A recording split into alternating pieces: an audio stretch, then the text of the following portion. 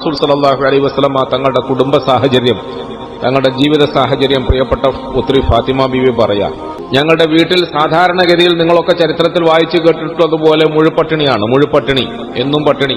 ഭർത്താവ് അലി ഇബ്നു അബീ താലിബ് റളിയല്ലാഹു അൻഹു അവറുകൾ വളപ്പിൽ പണിയെടുക്കാൻ വേണ്ടി പോയി. സാധാരണ ബായിക്കോട്ടും തൂമ്പയും മമ്മട്ടിയും ഒക്കെ എടുത്ത് തോളിൽ വെച്ചുകൊണ്ട് പണിയുണ്ടോ എന്ന് അന്വേഷിച്ച് ജൂത നസാറാക്കളുടെ ഒക്കെ വീടുകളിലും തോട്ടങ്ങളിലും പോയി പണിയെടുത്തിട്ട് അന്നത്തെ ദിവസം ചില്ലറ വേതനം കിട്ടി. അത് കൊണ്ടുവന്ന് മാവ് വാങ്ങി അത് കുഴച്ച് റൊട്ടി ഉണ്ടാക്കാൻ ശ്രമിച്ചപ്പോൾ അതിൽ നിന്ന് 4 റൊട്ടി ഉണ്ടായി.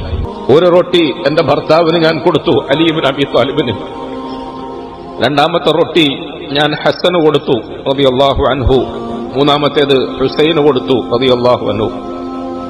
ഇനി 4മതൊരു റൊട്ടി ബാക്കിയുണ്ട്, അതെന്റെ ഓഹരിയാണ്. ഞാനത് കഴിക്കാൻ ആശിച്ചുകൊണ്ട് അതിങ്ങനെ പിച്ചാൻ വേണ്ടി ശ്രമിക്കുമ്പോൾ എന്റെ മനസ്സിലൊരു തോന്നൽ വന്നു.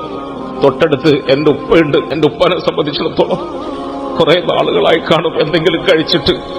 അതുകൊണ്ട് മകളുടെ സ്നേഹാധിക്യത്താൽ ഉപ്പയുടെ വിശപ്പിനെ കുറിച്ച് ഓർത്തപ്പോൾ വേഗം ആ റൊട്ടി കയ്യിൽ ഒളിപ്പിച്ചു വെച്ചുകൊണ്ട് ആരും അറിയാതെ തൊട്ടരികിലുള്ള എന്റെ പ്രിയപ്പെട്ട ഉപ്പയുടെ കൂടലിന്റെ അരികിലേക്ക് ഞാൻ പോയി.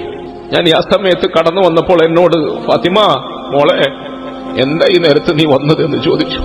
ഞാൻ ഒരു റൊട്ടി ആരും കാണാതെ കയ്യിൽ ഒളിപ്പിച്ചുകൊണ്ട് എന്റെ വാപ്പാക്ക് കൊടുക്കാൻ വന്നതാണ്. ഞാൻ പറഞ്ഞു, യാ റസൂലല്ലാഹ് സ്വല്ലല്ലാഹു അലൈഹി വസല്ലം, ഇന്ന് ഞങ്ങളുടെ വീട്ടിൽ അലി ഇബ്നു അബീ താലിബ് ചില്ലറ മാവ് കൊണ്ടുവന്നു. അത് റൊട്ടിയാക്കിയപ്പോൾ 4 റൊട്ടി കിട്ടി. അതിൽ നിന്നും ഒന്ന് ഞാൻ അലിക്ക് കൊടുത്തു, ഒന്ന് ഹസന് കൊടുത്തു, ഒന്ന് ഹുസൈന് കൊടുത്തു.